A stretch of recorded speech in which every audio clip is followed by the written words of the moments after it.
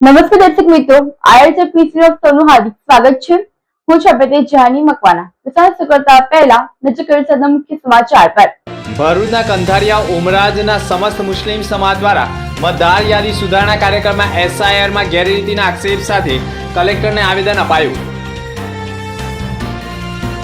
ઝઘડિયાના પત્રકાર ઉપર જીવલેણ હુમલા મામલે કલેક્ટરને પત્રકારોએ પાઠવ્યું આવેદન। ભરૂચ નગરપાલિકામાં 33 જેટલા કામોને મંજૂરી સામાન્ય સભામાં અપાઈ। વિપક્ષ અને સત્તા પક્ષ વચ્ચે તૂતુ મેમે વચ્ચે સામાન્ય સભા સંપન્ન। જંબુસરના પ્રાંત અધિકારી સુપ્રિયા ગાંગોલીએ લાલ આંખ કરી દબાણો ઉપર સપાટો બોલાવ્યો। ભરૂચ નગર સેવા સદનની સામાન્ય સભા પ્રમુખ વિભૂતિબા યાદવના અધ્યક્ષ સ્થાને યોજાઈ હતી। બેઠક દરમિયાન એજન્ડા પરના 28 કામો તેમજ પ્રમુખ સ્થાનેથી રજૂ કરાયેલા 5 કામોને મળીને કુલ 33 વિકાસલક્ષી કામોને મંજૂરી આપવામાં આવી હતી। સામાન્ય સભા દરમિયાન શહેરમાં વધતી ગંદકી અને સફાઈ વ્યવસ્થાના મુદ્દે વિપક્ષ કોંગ્રેસે વિરોધ નોંધાવ્યો હતો।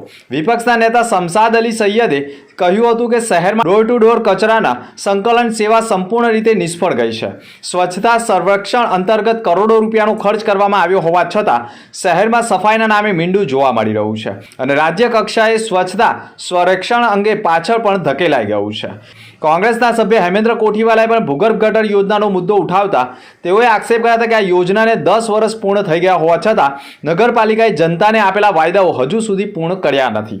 તો વિપક્ષના આ આરોપોનો જવાબ આપતા ભરૂચ નગરપાલિકાના પ્રમુખ વિભૂતિબા યાદવે કહ્યું હતું કે ભરૂચ શહેરનો ચારે તરફ ઝડપી વિકાસ થઈ રહ્યો છે, જે કોઈને કોંગ્રેસ બોખલાઈ ગઈ છે, જેથી હવે સામાન્ય સભામાં ધમપછાડા કરી રહ્યા છે। ભરૂચ જિલ્લા કલેક્ટર કચેરી ખાતે ભરૂચ જિલ્લા ઝઘડિયા તાલુકાના પત્રકારોએ એક આવેદનપત્ર પાઠવ્યું છે, જેમાં આક્ષેપ કર્યો છે કે ઝઘડિયા તાલુકાના રાણીપુરા ગામ નજીક નર્મદા નદીમાંથી ગેરકાયદેસર રીતે રેતી ખનન થતું હોય રાણીપુરા ગામના પત્રકાર જયશીલ પટેલ અને ગ્રામજનો દ્વારા ગોવાલી ગામના રેતી માફિયા દેવાંગ ઉર્ફે લાલો ઈશ્વર પાટણવાડિયાના વિરુદ્ધમાં જિલ્લા કલેક્ટરને એક આવેદનપત્ર આપવામાં આવ્યું છે। આ બાબતની રીસ રાખીને રેતી માફિયા દેવાંગ ઉર્ફે લાલા પાટણવાડિયાએ પત્રકાર જયશીલ પટેલ પર જીવલેણ હુમલો કર્યો હતો। આવા તત્વો સામે હત્યાના પ્રયાસનો ગુનો દાખલ કરવા રજૂઆત કરી હતી। સાથે જ અગાઉના વર્ષ દરમિયાન આ ઈસમ પર ગેરકાયદેસર રીતે રેતી ખનન બાબતે કાર્યવાહી થઈ હતી, તેમજ અગાઉ મહિલા પર દુષ્કર્મ કરવાના ગુના હેઠળ સજા પણ થઈ હતી। તેવા આક્ષેપ કરતું એક આવેદનપત્ર ભરૂચ જિલ્લા કલેક્ટરને સુપ્રત કર્યું છે। Ankleshwar Manubar expressway private limited દ્વારા યુનિટી બ્લડ બેંકના સહયોગથી બ્લડ કેમ્પનું આયોજન કરવામાં આવ્યું હતું। કાર્યક્રમની શરૂઆત યુનિટી બ્લડ બેંકના ડોક્ટર અને તેમની ટીમનું અંકલેશ્વર મનુબર એક્સપ્રેસવે પ્રાઇવેટ લિમિટેડના સ્ટાફ દ્વારા પુષ્પગુચ્છ અર્પણ કરી સ્વાગત કરવામાં આવ્યું હતું। યુનિટી બ્લડ બેંકના ડોક્ટર ઓમકારસિંહ પરિહાર તથા તેમની ટીમ દ્વારા બ્લડ ડોનેશનની કામગીરી કરવામાં આવી હતી।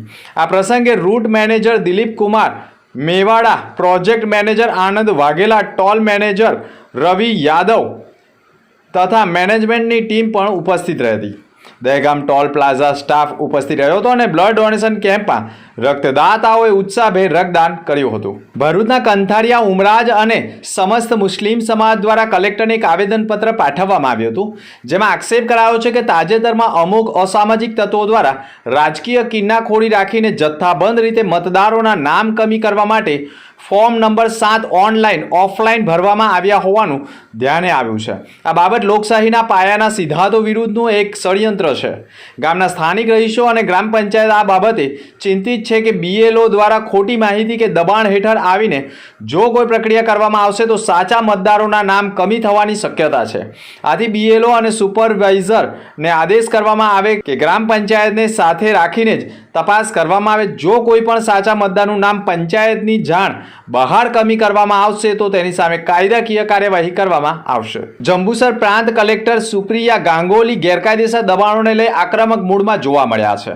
સતત 4 દિવસથી જંબુસર શહેર બાદ હવે આમોદ શહેરમાં પણ મેગા ડિમોલેશનની કામગીરી કરવામાં આવી રહી છે। ત્યારે આમોદ નગરપાલિકા મુખ્ય અધિકારી પંકજ નાયકે તમામ લારી ગલ્લા તેમજ દબાણ કરનારા દુકાનદારોને મીડિયા સમક્ષ તારીખ 30/2/2026ના રોજ તમામ દબાણો સ્વેચ્છાએ હટાવી લેવા, નહીં તો દબાણ ઉપર બુલડોઝર ફેરવી દેવામાં આવશે તેવું સ્પષ્ટ કહ્યું હતું।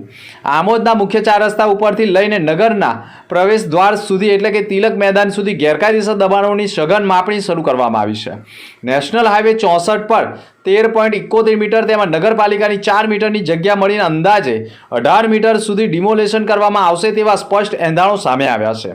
આમોદ શહેરમાં મુખ્ય 4 રસ્તા ઉપર વર્ષોથી ચાલતા દબાણો, નગરપાલિકાના શોપિંગ સેન્ટરની આગળ પાછળ તેમજ માર્ગની બંને સાઈડ ઉપર ઊભેલા લારી ગલ્લાવાળાઓના ગેરકાયદેસર કબજાઓ હવે કોઈ પણ સંજોગોમાં ચલવી લેવામાં નહીં આવે તેવી પણ ચીમકી આપી દેવામાં આવી છે. જોકે દબાણો દૂર કરવામાં આવતા માર્ગો પણ પહોળાતા હતા. કોઈ અનિચ્છનીય બનાવ ન બને તે હેતુસર Amod police inspector RB Karmatiya સહિતનો કાફલો પણ તૈનાત રાખવામાં આવ્યો હતો. જનહિતા ચેરિટેબલ ટ્રસ્ટ ભરૂચ અને અપંગ માનવ મંડળના સંયુક્ત ઉપક્રમે દિવ્યાંગ એન્ટરપ્રેનર ડેવલપમેન્ટ પ્રોગ્રામ અંતર્ગત લીપન આર્ટની 12 દિવસીય તાલીમ કાર્યક્રમનું આયોજન ભરૂચના સોનેરી મહેલ 7X કોમ્પ્લેક્સ ખાતે કરવામાં આવ્યું હતું. આ તાલીમ દરમિયાન દિવ્યાંગ તાલીમાર્થીઓને લીપન આર્ટની વિવિધ પ્રકારની આકર્ષક અને સર્જનાત્મક વસ્તુઓ બનાવી પોતાની પ્રતિભાનો પરિચય આપ્યો હતો. જનહિતા ચેરિટેબલ ટ્રસ્ટ ભરૂચ છેલ્લા લાંબા સમયથી ગુજરાતભરમાં સામાજિક કલ્યાણ, મહિલા સશક્તિકરણ અને શૈક્ષણિક ઉત્થાન માટે સતત કાર્યરત છે. આ તાલીમ કાર્યક્રમનો મુખ્ય હેતુ ભરૂચ અને આસપાસના વિસ્તારોના દિવ્યાંગોને સ્વરોજગાર તરફ દોડી તેમને આત્મનિર્ભર બનાવવાનો છે, જેથી તેઓ આત્મવિશ્વાસ સાથે સમાજમાં પોતાની આગવી ઓળખ ઊભી કરી શકે.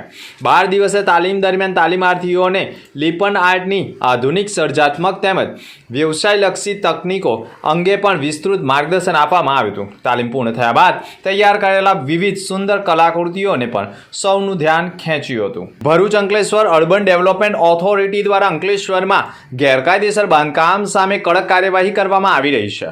મહાવીર ટર્નિંગ નજીક આવેલા Rameshwar marble and granite shop નામની ગેરકાયદેસર મિલકત સીલ કરવામાં આવી હતી.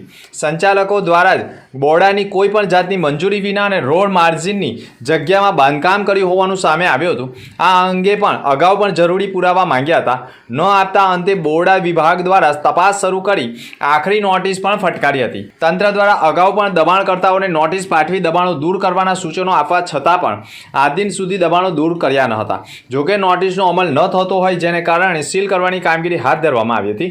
બોર્ડા દ્વારા પણ કાર્યવાહી દરમિયાન કોઈ અનિચ્છનીય બનાવ ન બને તે માટે સ્થળ ઉપર ચુસ્ત પોલીસ બંદોબસ્ત પણ ખડકી દેવાયો હતો. તો બીજી તરફ બોર્ડા દ્વારા નેશનલ હાઈવે નંબર 48 ઉપર આવેલા અશોક લેલન કંપનીના સર્વિસ સેન્ટર ઉપર ત્રાટકી હતી, જ્યાં સર્વિસ સેન્ટર પાછળ બિન અધિકૃત કરવામાં આવેલા બાંધકામ જેસીબીની મદદથી તોડી પાડવામાં આવ્યા હતા. તો સર્વિસ સેન્ટરના ખુલ્લા ભાગને સીલ મારવામાં આવ્યું હતું.